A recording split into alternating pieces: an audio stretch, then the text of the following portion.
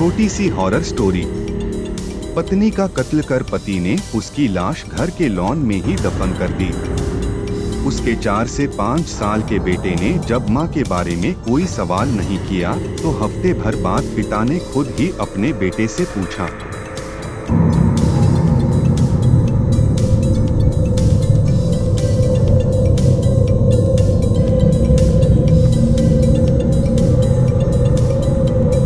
तुम्हें अपनी मम्मी के बारे में कुछ नहीं पूछना क्या?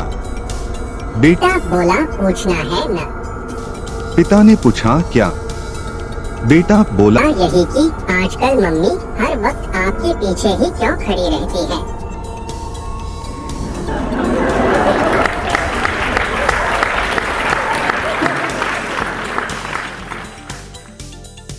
मालकिन को बाहर से चिल्लाने की आवाज आई। मालकिन, बहू कौन है बाहर? बहू, माँ जी भिखारी था, मैंने भगा दिया। मालकिन गुस्से में, अरे कलमुही, मुझसे बिना पूछे भिखारी को भगा दिया, उसे जल्दी वापस बुला। बहू ने जैसे ही भिखारी को बुलाया, भिखारी खुशी से भगा हुआ वापस आया। मालकिन, सुन रे भिखारी, इस घर की मालकिन मैं हूँ। खबरदार, जो फिर से भीख मांगने आया, भाग यहाँ से। बहू और भिखारी दोनों बेहोश।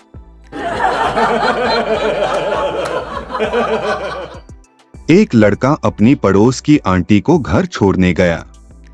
घर पहुंचने पर आंटी, बेटा रात बहुत हो गई है, तू अंदर गुल्लू के साथ उसके कमरे में सो जा। लड़का, नहीं आंटी, मैं यही सोफे पर सो जाऊंगा। लड़का वही सोफे पर सो गया। सुबह एक बहुत ही सुंदर लड़की चाय लेकर आई। लड़के ने पूछा, आप कौन? लड़की, मैं गुल्लू। और आप कौन? लड़का, मैं साला उल्लू।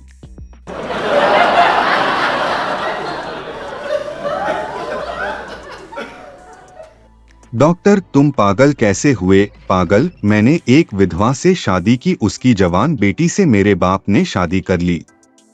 इस तरह मेरा बाप मेरा दामाद बन गया और मेरी बेटी मेरी माँ बन गई। उनके घर बेटी हुई तो वो मेरी बहन हुई, पर मैं उसकी नानी का शौहर था, इसीलिए वो मेरी नवासी भी हुई।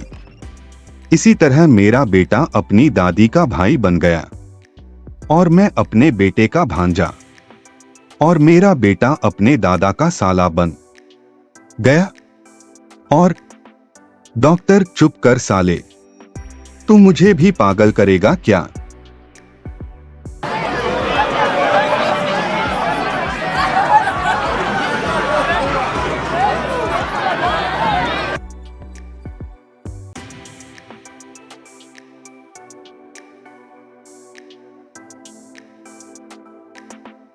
नए व धमाकेदार चुटकुले देखने के लिए और हंसी के ठहाके लगाने के लिए जुड़े रहें सरस हास्य रस चैनल से। धन्यवाद।